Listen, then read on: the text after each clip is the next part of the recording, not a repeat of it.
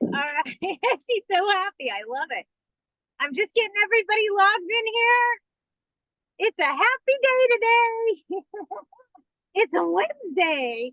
I am not windblown today. It is not windy, but it is hot. Not too bad. 109. I know last week when we were in the car, it was 122 degrees. And I just was not a happy widget. I was a melting widget.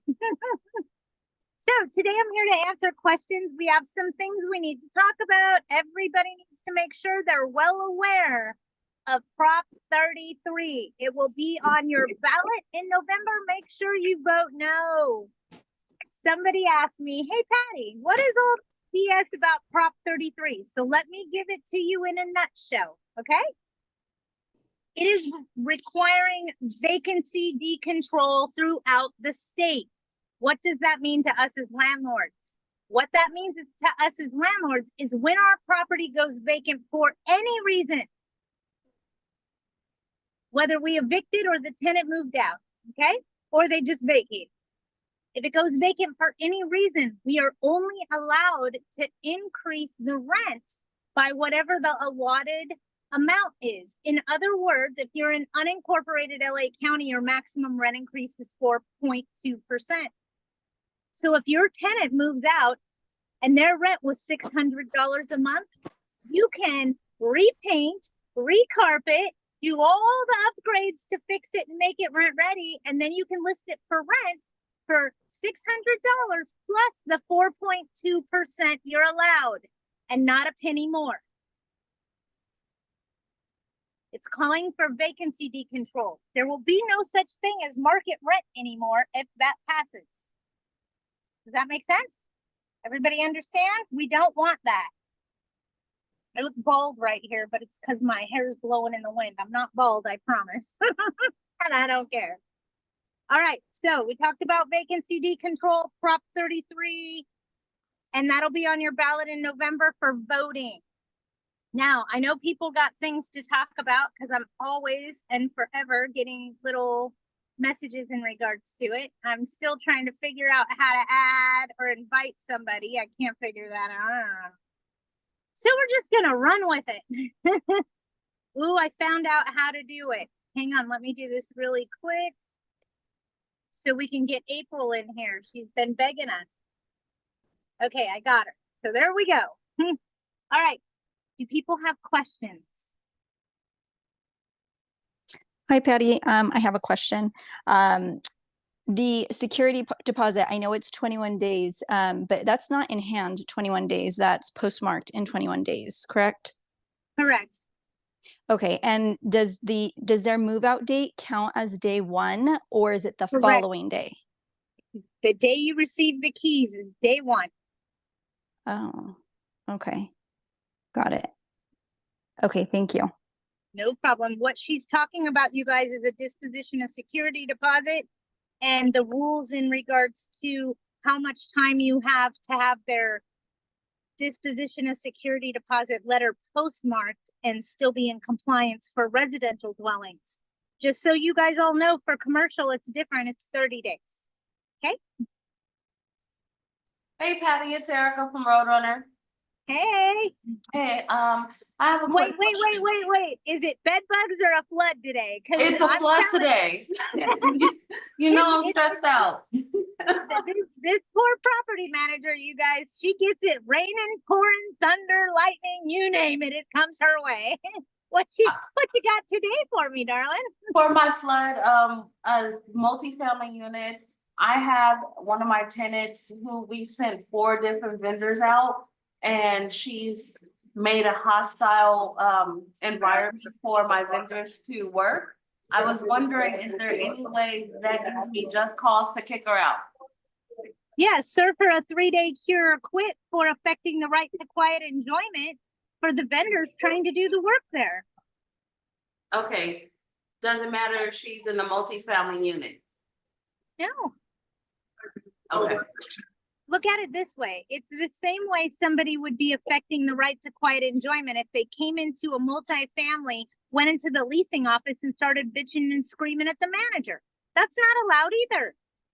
Hi, Patty. Does it matter if they're Section 8 with the city? or county, well, the city? They still can't be jerks. Got it. They're And still would it still affecting. be the 3-day or would it be a 30-day if she's It would be a Section 8? 30-day cure or quit if they're on Section 8. And Thank a you. 3-day cure or quit if they're not. Okay, Erica? Thank you. You got it, darling. This Oh, poor, sorry, it's me. you got a Um, flood going on too? Yes. No, If it's Erica. anybody doesn't, okay, go Um, ahead. same tenant. If she does not have renter's insurance, how do I help her relocate? And she's complaining about our process to remediate her home. Is she in a term or on a month to month? She's in a term. You have to provide her reasonable accommodations and put her in a hotel. What makes the unit uninhabitable? Because I pulled the carpet? Yeah, no flooring is a habitability issue. Okay, thank you. And it started from the flood intrusion. Yikes, thank you. And if nobody knows, just so everybody knows, the high desert flooded, not yesterday, I think the day before, with the monsoon that went through. Oh yeah, it flooded Joshua Tree, Palm Springs, all that area got flooded bad. So that's what she's talking about. Because some of us people in other areas are going, what do you mean a flood? We need water, it's hot. But yeah, the high desert area or the low desert area got a great monsoon coming through there a couple of days ago. Wreaked all kinds of havoc. Is anybody? Oh, hi, what you got? I thought my tenant is, I mean, I do want to fix everything, whatever he wants. It's really hard to hear you. Oh, can you hear me now better? A little bit better. Okay, let me see. What about now? Can you hear me better? Yeah, what's going on? Okay, my tenant is always giving me opinion what I need to do, what it needs to be done. And always like, okay, I need to change the beam, fine. I will change the beam.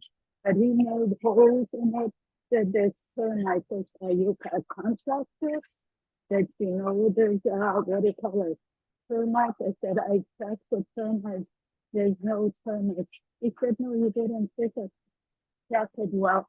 And if anything happens, you always, oh my kids, if you don't fix it today, I guess he gives me, anything is broken yesterday.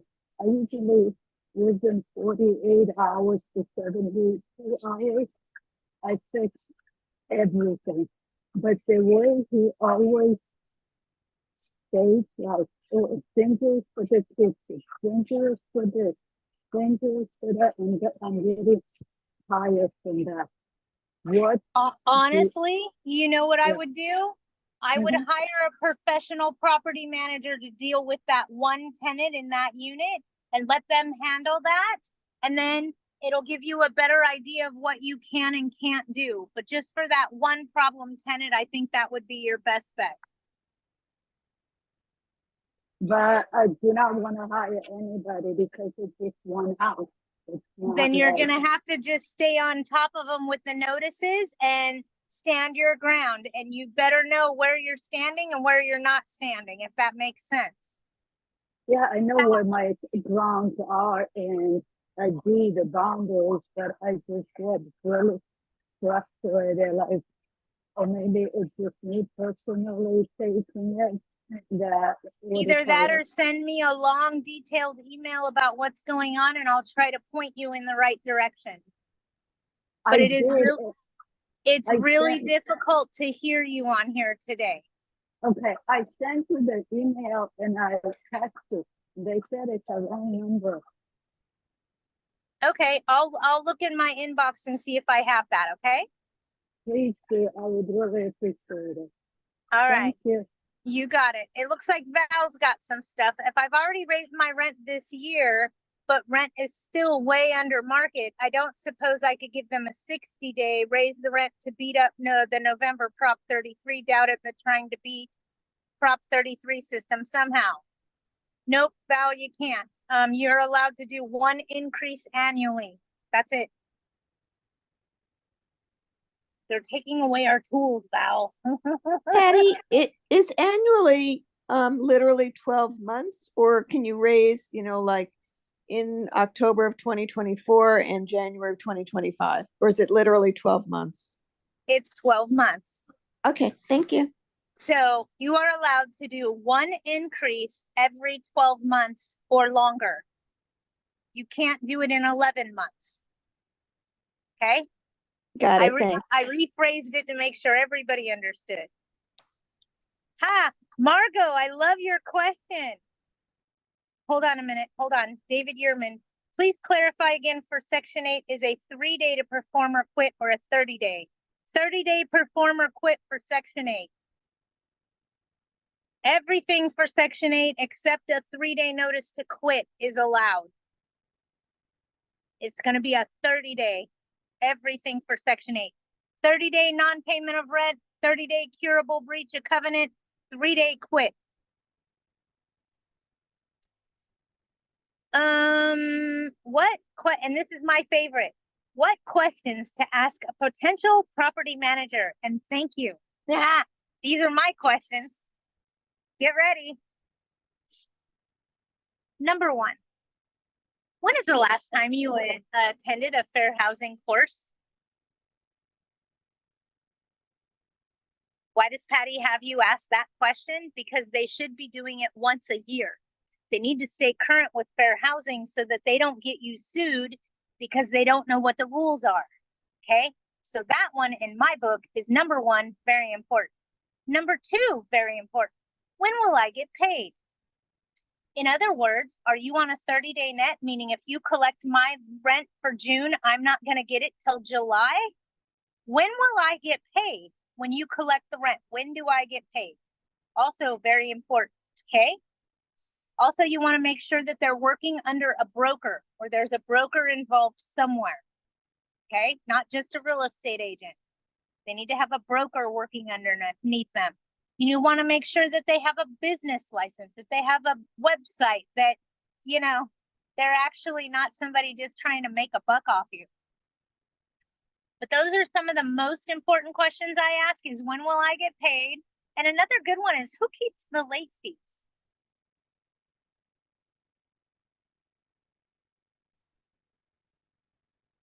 Who keeps the late fees? When will I get paid? When's the last time you took a fair housing course? These are all questions I want to know if I was going to hire somebody to manage for me.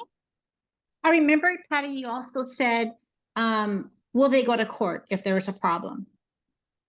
As an agent for the owner, they should appear for you. Right. They should appear on your behalf. Great. Well, thank you. No problem. If you need anything else, let me know. And Okay. sometimes by the answers you get, I can give you information on run or inquire more. And here's what I'd ask next. Okay, great. Thank you. No problem. All right. Patty, go ahead. On the fair housing, when's the last time you took a course? How can we take courses for fair housing, like just for ourselves? AGLA teaches fair housing course. Denise Cato is their fair housing educator. Okay, thank you. Also, AOA teaches fair housing. All your apartment associations are going to have a fair housing course. Also off the record, and I have no affiliation with this, I'm just giving you information. The city of Riverside does a fair housing course every April, I believe, because April is fair housing month, just so you know. And their course is impressive. It is, I like the material they use there. They give a lot of good, solid information and real life scenarios. Okay. So they give a lot of tips and tricks and help with that Riverside Fair Housing Council. It's an all-day event. It's not cheap. I want to say it's like $150 for the day, but they feed you. Okay. They feed you a great lunch. But I I strongly suggest Riverside's Fair Housing Conference. Okay, let me answer BC's questions and then we'll get right on it. I'd really like to know what to do with a Section 8 tenant. Their 74-year-old moved in with her 12-year-old grandson who is not on her voucher, and she still claims her daughter has to live with her to help her. So the daughter should be added to the lease? Should I let Section 8 know about the grandson? Absolutely. You need to let Section 8 know that the daughter is living there as her caregiver to help her, and her grandson's there, and are they aware of that? Because I can tell you right now what's happening. The tenant in possession qualifies for Section 8, and her daughter and grandson can't get a house anywhere, so she's claiming that that's her caregiver so that they can move in. Oh, watch yourself. Children are a protected class. Watch yourself, okay? But let Section 8 know what's going on, and that and go from there. But I'd let them know. And no, they can't be there. If she says that that's her employee, we don't want to add her to the lease, and we're also not going to talk to her. She's like the paper delivery person. We don't talk to an employee. She should get more money for more people, absolutely. But if Section 8 doesn't know about it, they could then deny her contract, cancel her account because she's trying to sneak her daughter and grandson in. Hence why we want to notify Section 8. She could lose her vouchers for fraud. A tenant seems to be subletting out my house and not occupying it. Month-to-month occupancy in unincorporated city of Bellflower, LA County. Call them out on it. They're making money off you every month. It's disgusting. I'd really like to just evict him. How do I do that? Serve a 3-day cure or quit for unauthorized occupants. You're going to have dates, times, and witnesses of when you saw the unauthorized occupants. You're going to have to go back. You're going to have to gain. You need to be a sponge right now and gain as much information as you can. Dates, times, witnesses, who saw them, when they were there. I have video of him letting people in and them standing in the door and him leaving in his company truck. Okay. Dates, times, and witnesses. You're the Okay. witness. If you witnessed it on video, you need to do a 3-day curable breach of covenant. And because you're in Bellflower and they have their own BS, you need to be careful. So then can I give him a 3-day and a 60-day? No, don't you stay away from that 60-day notice. Do you hear me? Yes, I hear you. Here's what I hear with a 60-day notice. You're paying relocation fees. Eeh. Oh yeah, no 60-day, okay? We're gonna evict for cause, and it's cause he's rented the property to someone else. Okay. So start that series of notices. If you don't know exactly, and hang on, I'm letting people in the room. If you don't, hold on, blonde, hold on. I gotta reel myself back in. Okay, what were we talking about? Evicting for cause. I just need to get an attorney at this point, I guess. Well, do you have legal counsel that you use now? You. I'm not an attorney, but you can always call Fast Evict and tell them you need to do a covenant notice. Okay. Okay, thanks. No worries. Yes, you can, BC. Or call me after 6. That's better for me. Seriously. Patty, one question real quick, and it's probably I'm getting out of the subject. A tenant called me saying that I have like a patio cover, and she said that there's spiders, and she wanted me to fumigate. Do I need to get a professional to fumigate? She says she tried over the counter sprays, and there's still spiders over there. Yep. So hire a professional? Yep. You have to. Okay. It's BS. Things I can't stand, okay? Yes, yes. I can deal with cockroaches. That's easy. I can't stand spiders. I can't stand flies. Yeah. You The know, the spiders are out in the patio, but yeah, they use the patio, so I okay, do. okay. So I have a dumb question. Is she also a green thumb and has a bunch of plants? She has a few, but she has storage things. She has things that are, you know, collecting dust and stuff. It's not neatly cleared or organized. Okay. So, and I'm doing right on the nose, right on the nose.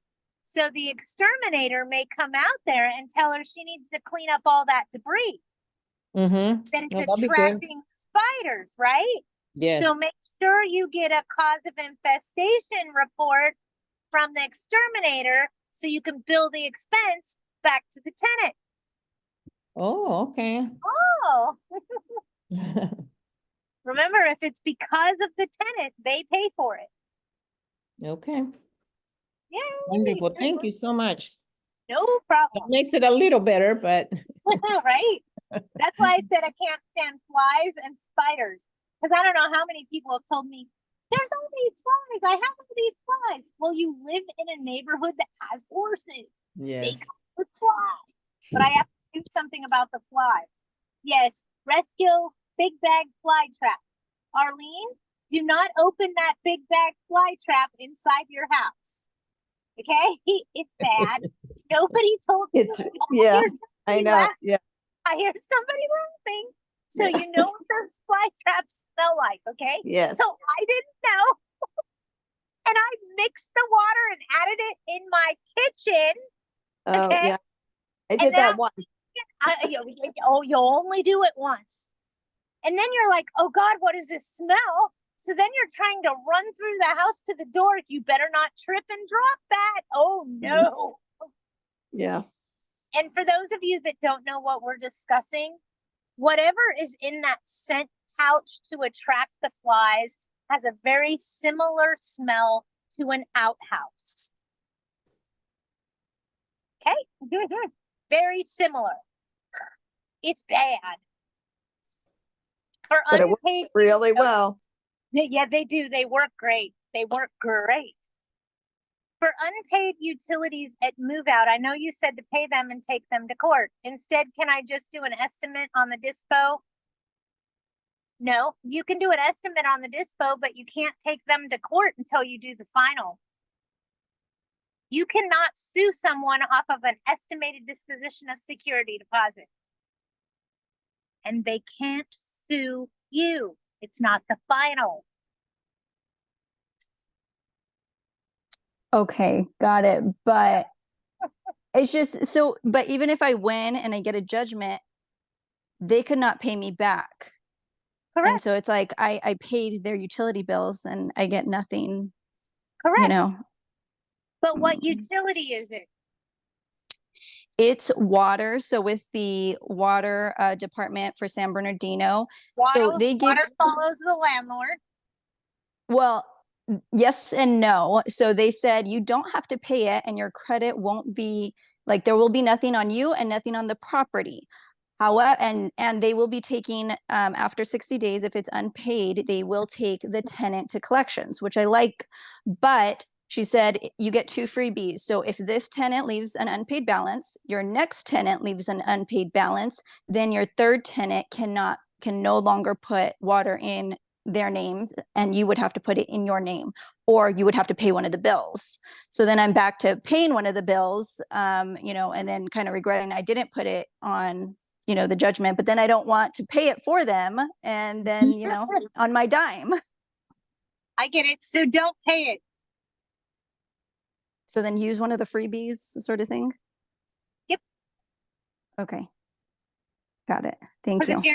if your next tenant lives in possession for 10 years and then you use your other freebie, wow, you used 2 in 10 years. Okay. Got it. Okay. Well, Thank you. I'm sorry. One quick question is regarding utilities too. I have a tenant that's supposed to be paying for trash, and he's a Section 8 tenant in the county of LA. He's in Downey. And when I first moved in, he didn't want to put the bill under his name. And he was like, no, I'll just give you the money and you pay for it. Well, in Red experience, flag. I did it. I put it under my name and he was paying. He was giving me the money until well, it's every 3 months. So the last 3 months, he claimed he didn't have any money for trash.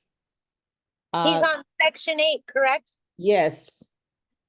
Serve him a 30-day cure or quit for not paying the trash bill for monetary damages, and make sure you send a copy to his worker.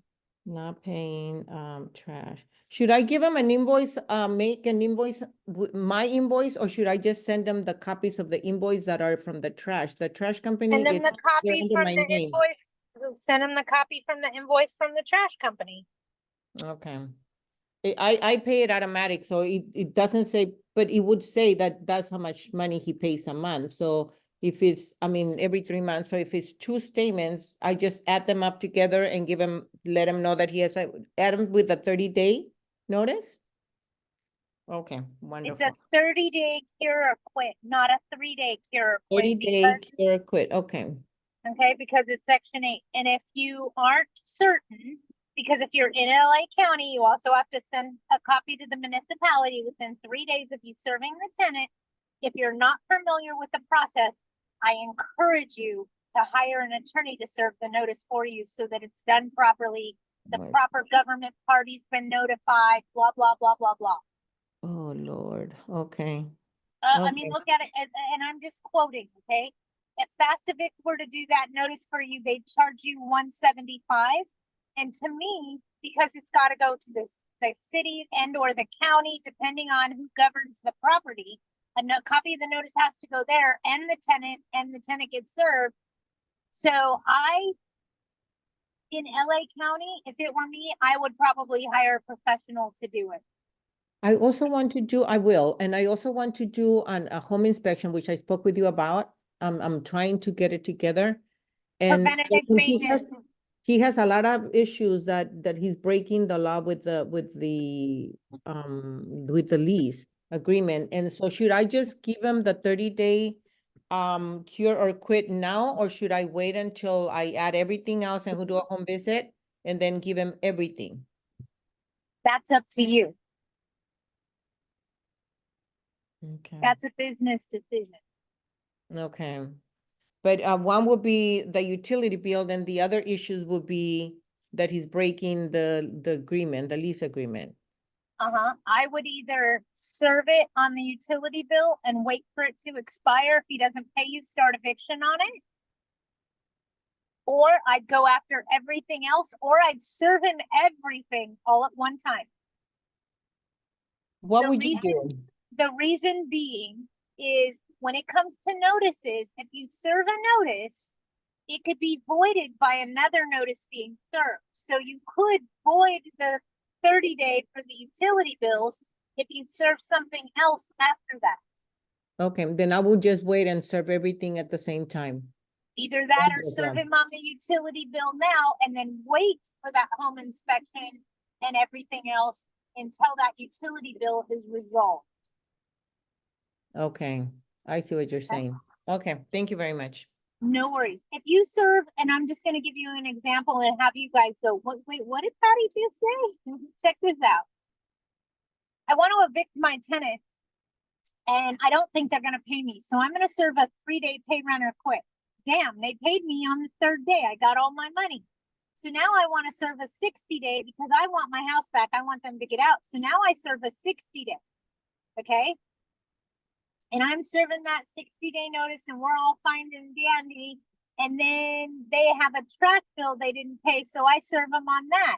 When you serve notices, the notice that is served most recently is the one that controls. So a lot of times you'll see this supersedes all other notices. So you may have been served a bunch of stuff in the past, but this one now is the one that controls. This one supersedes. So you got to be careful when you're serving notices so that you're not voiding the other notice. Very important. Thank you. Very, very well explained. Thank you very much. No worries. Hey, at least I got answers. If the dispo bounces back and is now in my possession after 30 days with a balance, can I still take them to court even though they never got it? it bounced back to you, so they were never notified. That's gonna be a potential issue.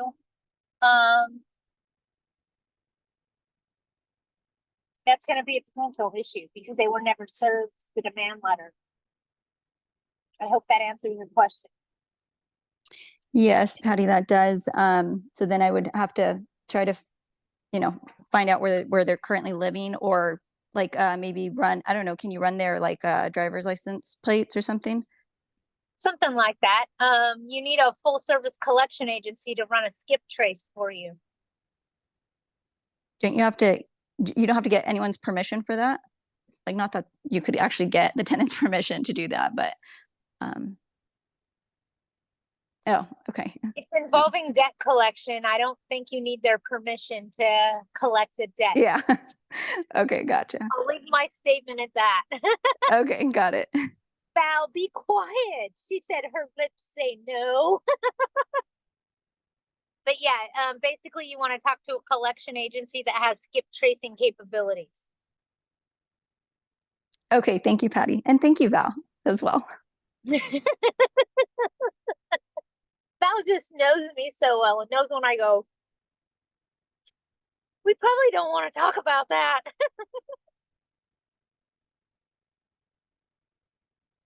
And I am drinking iced tea, just so everybody knows, but it's hot. I mean, come on. And I brought my avocado for lunch, and you know what? I forgot my salt and pepper, so it's going to be an interesting avocado. What are you going to do? I have a question. Sure. Okay, all of my tenants pay their rent on AppFolio, and on the same platform, they have an area for work requests where they Yep. can up, what issue they I'm have. I'm very familiar with that folio. Okay, excellent. Okay, so I got an email yesterday from a tenant that I've had for a while. It's a single family residence in the city in Los Angeles. And they actually used to be the owners of the property, and we acquired this property through foreclosure.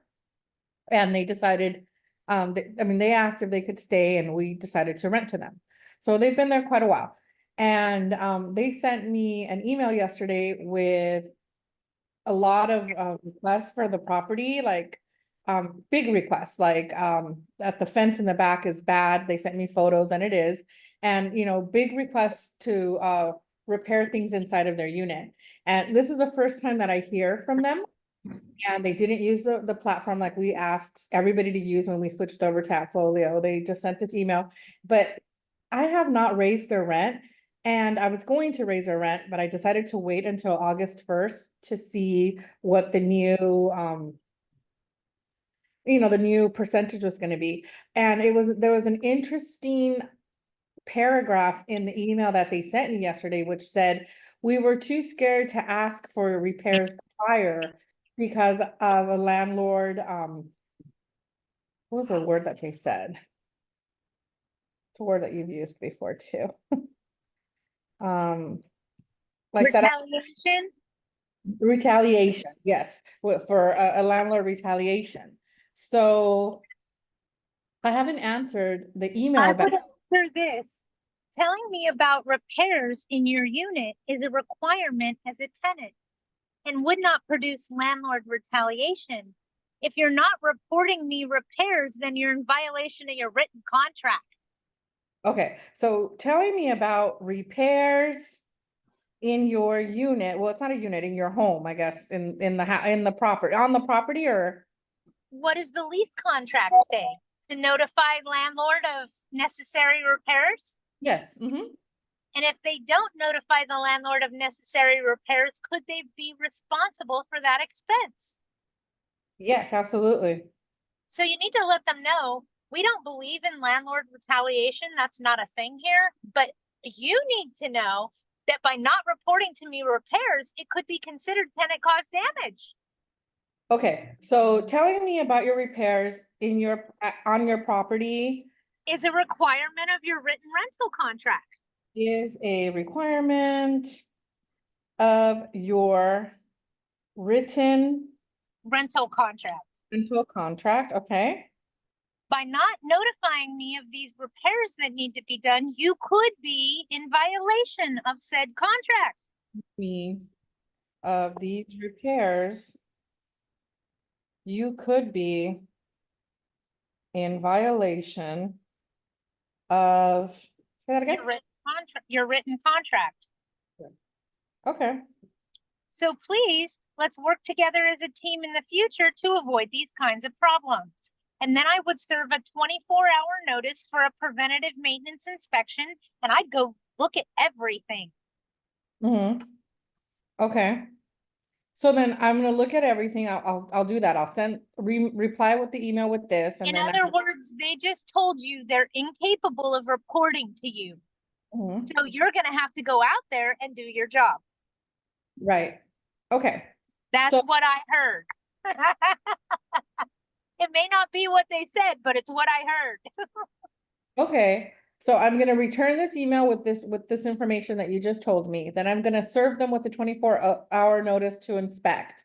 Once I go in and inspect, I know it's gonna be like big repairs. It's gonna be a lot of money. So obviously I'm gonna have to do it.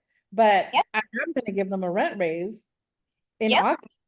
Because that it was already planned anyways, but You're gonna do that every year anyway. and but I haven't given them a rent raise for quite a, because of COVID and blah, blah, blah. They haven't gotten a rent raise in like 4 years. So the increase is understandable. And because it's a single family residence that was built after the year that, I guess, we plan on raising it quite a bit, like more than 10% if possible. Watch a state of emergency. Mm-hmm. Watch the state of emergency.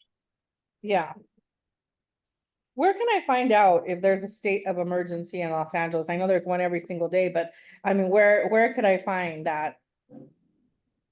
On the governor's website for the state of California.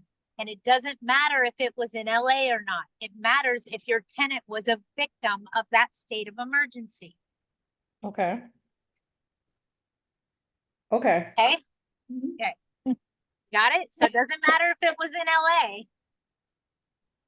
Let me give you an example. If there was a fire in San Bernardino, a big wildfire, and the governor declared a state of emergency, and the tenant's daughter lived in San Bernardino and ran from the fire and went to your place, and you raised the rent on them, they could claim that they were a victim of the state of emergency because they took in other people during that event. Make sense? Patty, when you do the preventative maintenance inspection, do you bring your handy person with you? It depends on what my intentions are. Yeah, I said it. It depends on what my intentions are. If my intentions are to go there and to do some serious renovations and some work, yes, I'm taking my handyman. If I'm just going in there to be nosy Nelly, I don't take my handyman. I take my handyman every single time, but mostly for protection, just so that I'm not a woman alone going into random houses. Yeah, in that case, I guess I carry a handyman with me every day. Hey, No, but Patty, you can I have have a better question. estimate of what it's gonna Even cost. in my car right this moment. I have a handyman. I'm gonna start using that. Oh, I have my handyman. I'll be fine. Okay, sorry. Patty, I have a question.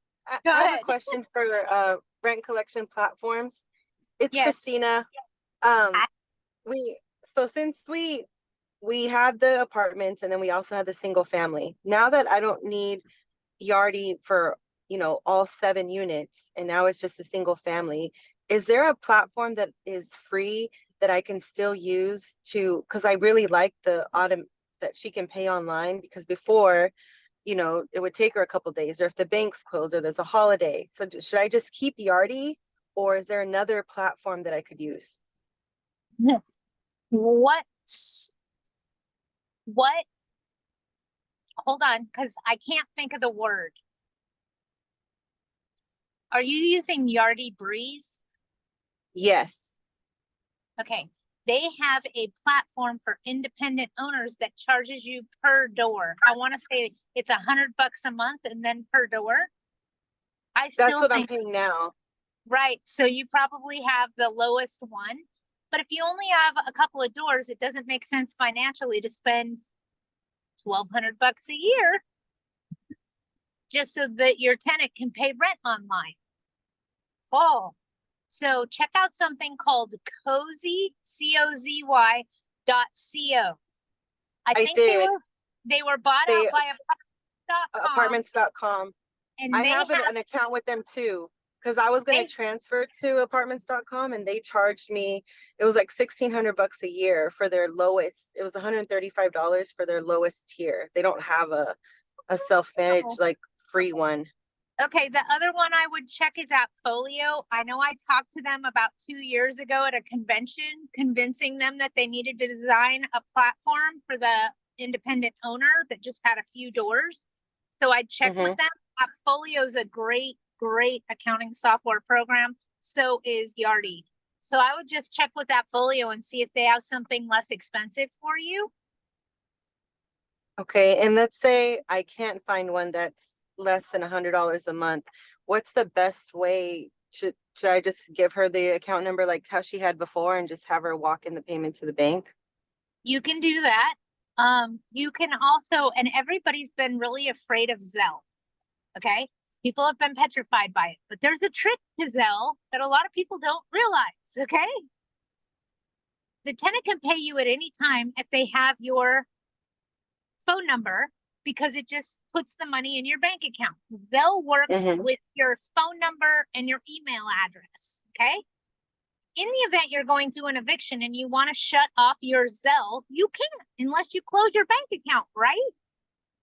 Right. Yes, you can. Yes, you can. Log on to your bank account and change your phone number and your email address, and that will turn your tenant off.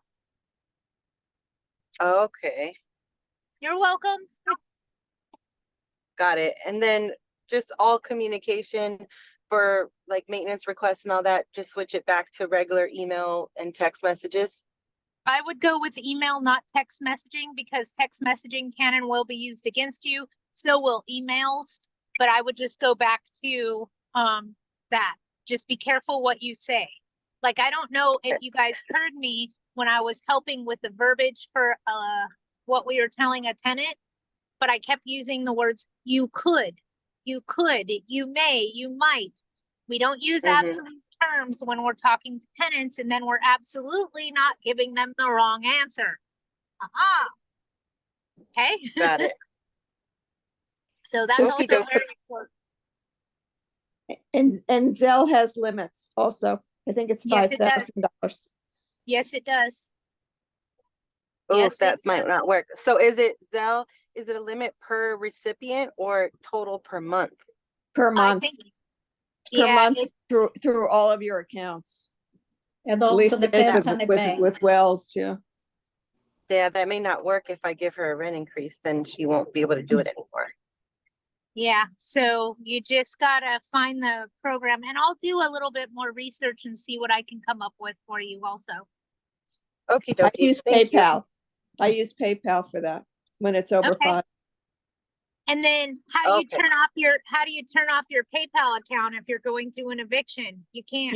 You can deny accepting. Oh, nice. Okay, awesome. Thank you, Arlene.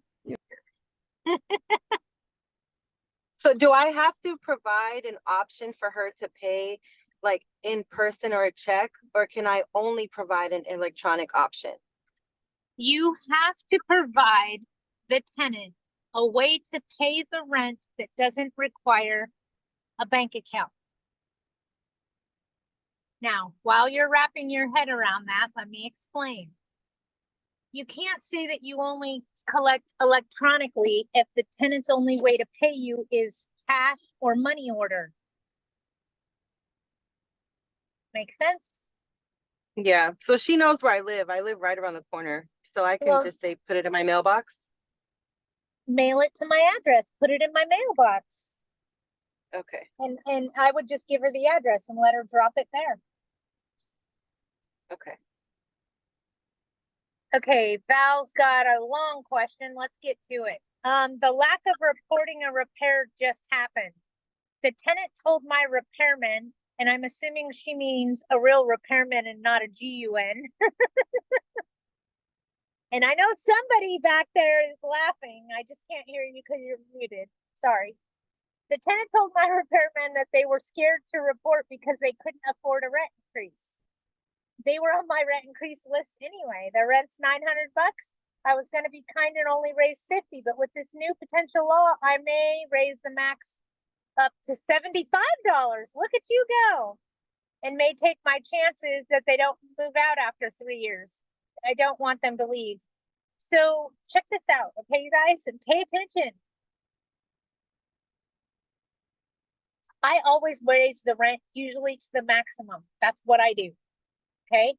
If the tenant then contacts me and says, you know, we really can't afford this rent increase, we're not going to be able to stay here, I will then have a conversation with them of, oh, I'm sorry that the $300 increase is too much. How about $250? Will that work for you? No, it's still too high. Okay, well, I could come down as low as 200. Would that work for you? So you can negotiate. You can negotiate, okay? Because I do the same thing. If they call me and tell me, oh, I can't afford this, first thing I do is pick up the phone, especially if it's corporate America, because they don't want to lose you either. Make sense? So if you want to raise it at the 975 and then they tell you I can only afford the 950, you may be willing to work with them. I'm just letting you know you have that option. I understand your market rent issue, Val. I get you. I hear you crystal clear. Don't know what I could tell you to help you the way the laws are changing, though. Actually, I do know what I could tell you. I don't think you want to hear it. 1031, Val. 1031. Alaska's great. The human to wildlife ratio is way out of proportion. Just playing. Just playing. You could buy a house and rent it to squirrels. I'm being funny. Sorry. All right. If you don't want them to leave, raise the rent and then negotiate with them if they balk at it. That's what I do. I wait for them to balk. And then if they say, I'm going to go ahead and give you a 30-day, well, why is that? Why are you moving? Well, the rent's too high. Well, I can work with you on that. Did you want to stay? Maybe we can work something out. No definite terms. Maybe. Could, should, might. Most likely. All right, you guys, does anybody have anything else? Patty, I had a question in regard to the rental criteria. I know it says that the FICO score for each applicant should be, you know, whatever your number is. So let's say 650 and higher. But last we spoke, I know you said like for marital status, like let's say it's a stay-at-home mom, that she doesn't have to necessarily have that. How do you explain that if, potential people are asking like, okay, so does every person have to have it? Or let's say like their 18-year-old kids don't have it, the credit score or FICO score, I should say. That's understandable why an 18-year-old doesn't have that FICO score. And an exception could be made based on that. An exception could be made on the fact that they're married and treated as one. An exception could be made. So as long as you're documenting what exceptions you're making and you make those exceptions for everyone, you're not breaking the rules. Okay, so do you have to put it? Oh, sorry. No, go ahead. I'm sorry. Oh, good. No, do you have to put it on the rental criteria, like the exceptions? No. Or can you just tell them verbally? You don't even need to tell them verbally. Oh, okay. Unless they specifically ask you. Each individual must independently qualify. We do have exceptions for someone that has just become an adult. That's understandable, right? We do have exceptions for married couples. Or I would say we have exceptions for stay-at-home parents. Make sense? Yes, thank you. You don't have, Patty, you don't have the 18-year-old fill out an application and then deny them and then go back and say it's an exception? It depends on the scenario. You can, but realize that that's a child of that couple, and it's understandable why they don't have a FICO score if they just turned 18. So you can make an exception for someone that is recently turned 18. And then what I do is I document exception made, child just became an adult, just turned 18, no FICO score, whatever it is. But they fill out an application. I have everyone fill out an Yeah. application. The Okay. only time I've even had people with disabled adult children and make them fill out an application because they're 18 or older. And what they'll say is, but my son can't write, but you're the power of attorney, correct? So you're going to fill out an application for him as his power of attorney. That way I can add him to the lease and make sure he has permission to live there. Make sense? Thank you. Okay. And then Patty, sorry, just two more questions. For the felony convictions, I know yours are for bodily injuries and manufacturing of illegal substances. Can't we also include property damage? Sure. Oh, okay. I was just trying to stick to whatever you do, but I didn't know if we could do that. You have to define the crime. Okay. And I don't know how that would be defined, except as felony vandalism, maybe? I don't know. My head went right to the police codes. Sorry. I'll be quiet now. Sometimes you can't take me anywhere. Well, I was just trying to add like more crimes on there. So it's like, no, I don't want to accept someone who robbed a bank. No, I don't want to, so like theft, property damage. I don't know. Well, the way I look at it is this too. I mean, if you have somebody that has a felony conviction for unpaid parking tickets, and it can happen, I've seen it. Really?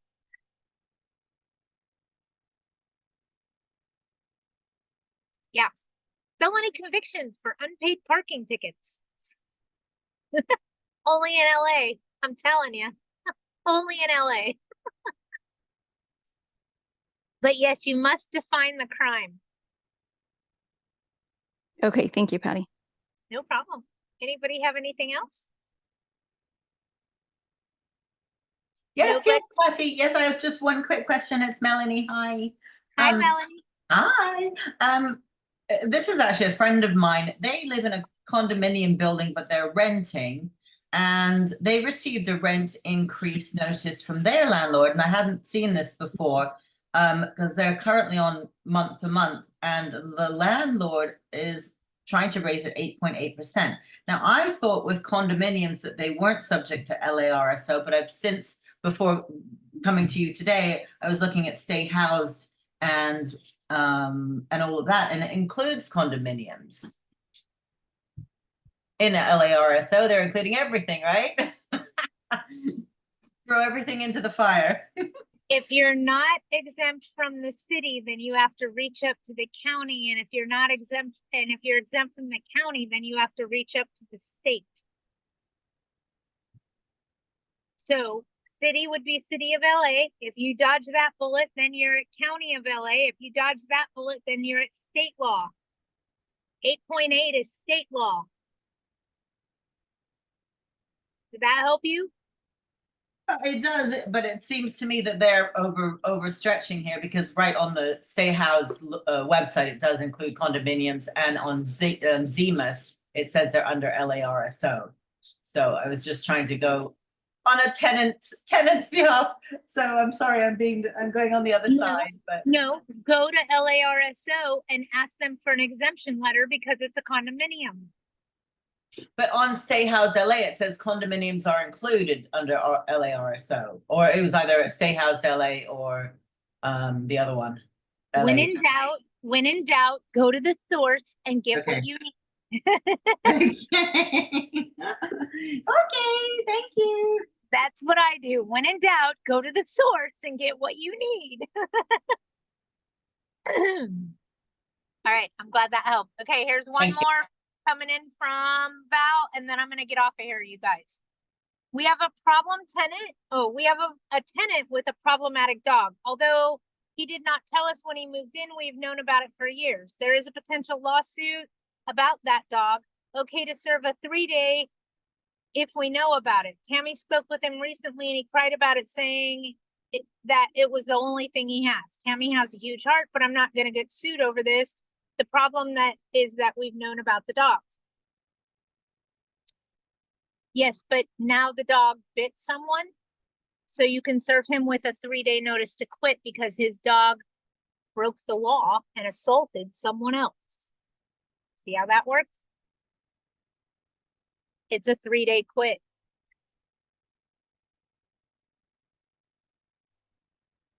I hope that helped. Val, if you need anything else, call me after 6. BC, you're going to call me after 6. I'm getting off of here. Bye, everybody. Have a great day. Bye. Bye.